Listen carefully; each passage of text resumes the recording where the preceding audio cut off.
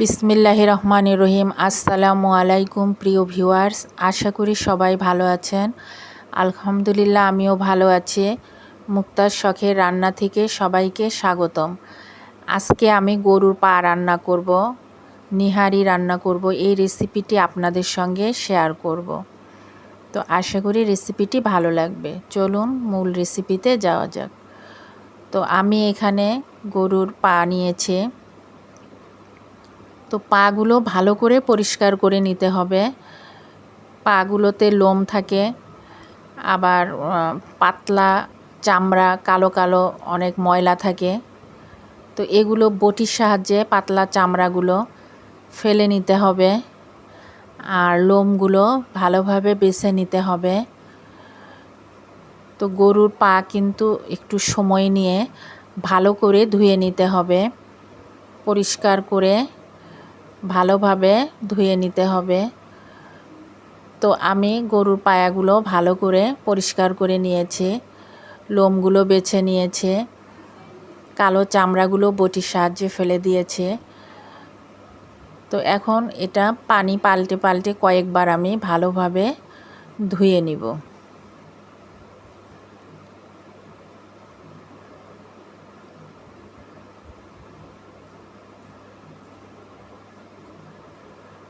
তো গরুর পা কিন্তু আমরা সবাই পছন্দ করি। এটা কোরবানি আসলে খাওয়া পড়ে, অন্য সময়ও কিনে খাওয়া যায়, কিন্তু কোরবানিতে বেশি এটা খাওয়া পড়ে।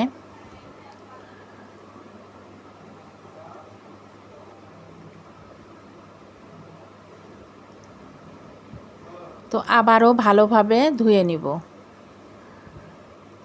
পরিষ্কার পানি যতক্ষণ না বের হবে অতক্ষণ ধুয়ে নিতে হবে। তো ধোয়া শেষ হয়ে গেছে, এখন আমি এটা রান্না করব।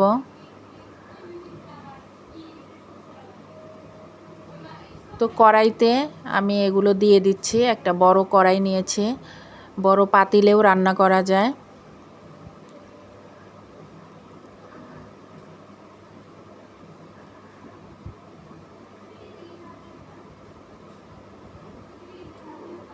দুটো তেজপাতা ছিঁড়ে দিয়েছে, তিনটা দারচিনি, চারটা ছোট এলাচ দিয়েছে, আর কিছু পেঁয়াজ দিয়েছে।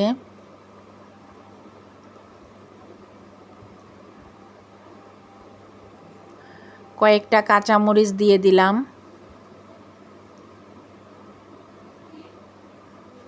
এক চামচ আদা বাটা দিয়ে দিলাম। এক চামচ রসুন বাটা দিয়ে দিলাম।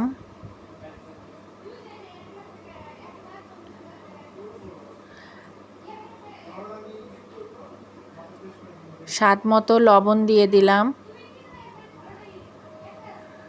এক চামচ মরিচ গুঁড়া দিয়ে দিলাম।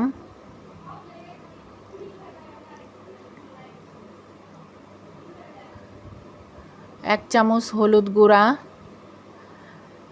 এক চামচ ধনিয়া গুঁড়া, আর এক চামচ জিরা গুঁড়া দিয়ে দিলাম।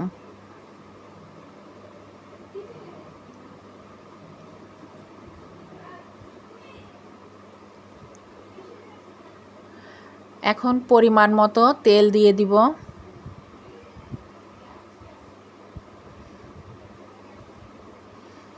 তেলটা একটু বুঝে দিবেন, কারণ গরুর পা থেকেও তেল বের হবে।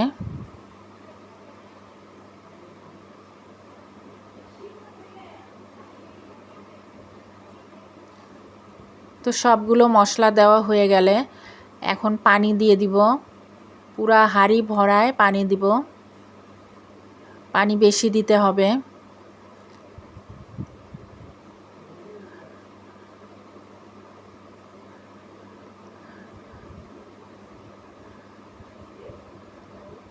পানি দিয়ে এটা ভালো করে সিদ্ধ করব।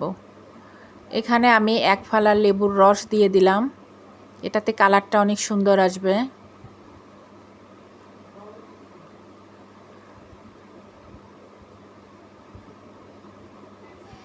এবার মশলাটা একটু মিশিয়ে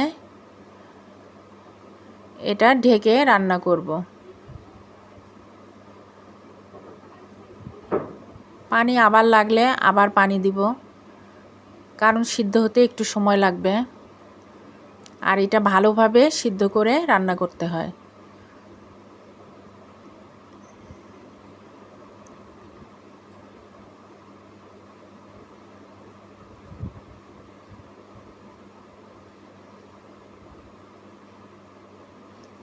এখন ঢেকে 1 ঘন্টা রান্না করব। চুলার আঁচটা মাঝারি করে দিব। 1 ঘন্টা পরে ফিরে এলাম।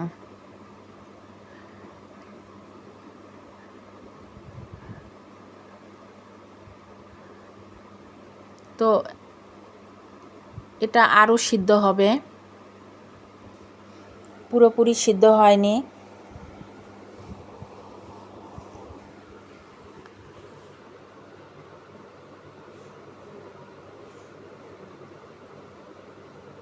তো একটু নেড়ে চেড়ে নিব।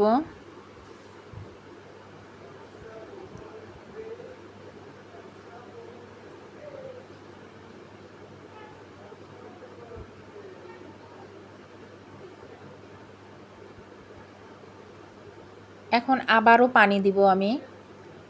এখানে গরম পানি দিব, গরম পানি দিলে ভালো হয়।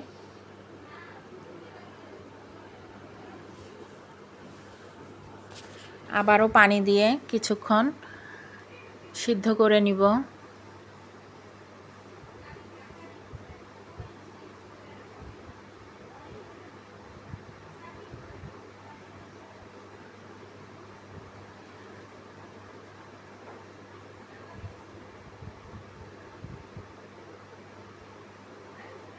তো এখানে আমি গরম পানি দিচ্ছি, এটা গরম পানি দিলে ভালো হয়। তো আবারও আমি পাতিলটা ভরিয়ে পানি দিব।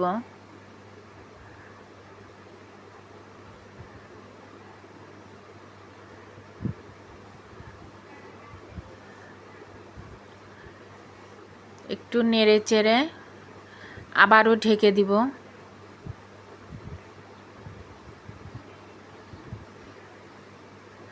আবারও ঢেকে 1 ঘন্টা রাখবো।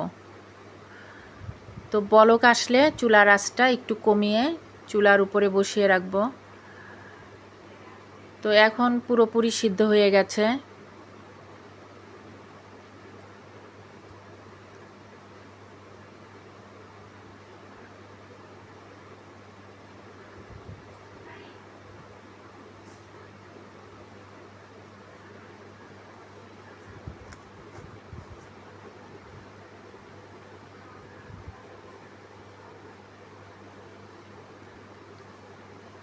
তো এখানে আমি 1 চামচ গরম মশলা গুঁড়া দিয়ে দিলাম, এটাতে সুন্দর একটা ফ্লেভার আসবে। দিয়ে একটু নেড়ে চেড়ে নিব। তো ভিডিওটি ভালো লাগলে একটা লাইক, শেয়ার, কমেন্ট করবেন, একটা সাবস্ক্রাইব করবেন, পাশে থাকা বেল আইকনটি ক্লিক করে দিবেন, নতুন নতুন ভিডিও সবার আগে দেখতে পাবেন। আর যারা আমার চ্যানেলটিতে সাবস্ক্রাইব করেছেন তাদেরকে অসংখ্য ধন্যবাদ। আর যারা আমার ছোট চ্যানেলটিতে এখনও সাবস্ক্রাইব করেননি তারা একটা সাবস্ক্রাইব করবেন, এতে আমার ভিডিও বানানো উৎসাহ বেড়ে যায়। তো হয়ে গেল নিহারি। ঝোলটা আপনাদের ইচ্ছা মতো রাখবেন, যে যেরকম খাবেন ওরকম ঝোল রাখবেন।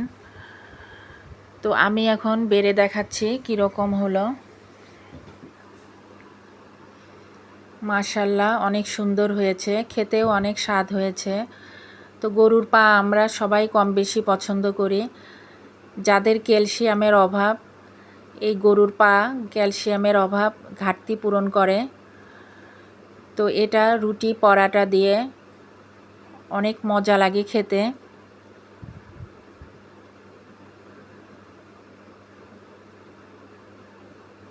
তো রেসিপিটি ভালো লাগলে একটা লাইক, শেয়ার করে দিবেন, একটা কমেন্ট করবেন। তো নতুন রাঁধুনিরা আমার রেসিপি ফলো করে আপনারা রান্না করতে পারেন, পরিবারের সবার কাছে খুব প্রশংসা পাবেন। তো সবাই ভালো থাকুন, সুস্থ থাকুন। আগামীতে আবার কোনো রেসিপি নিয়ে আসব ইনশাআল্লাহ। আল্লাহ হাফেজ। আসসালামু আলাইকুম।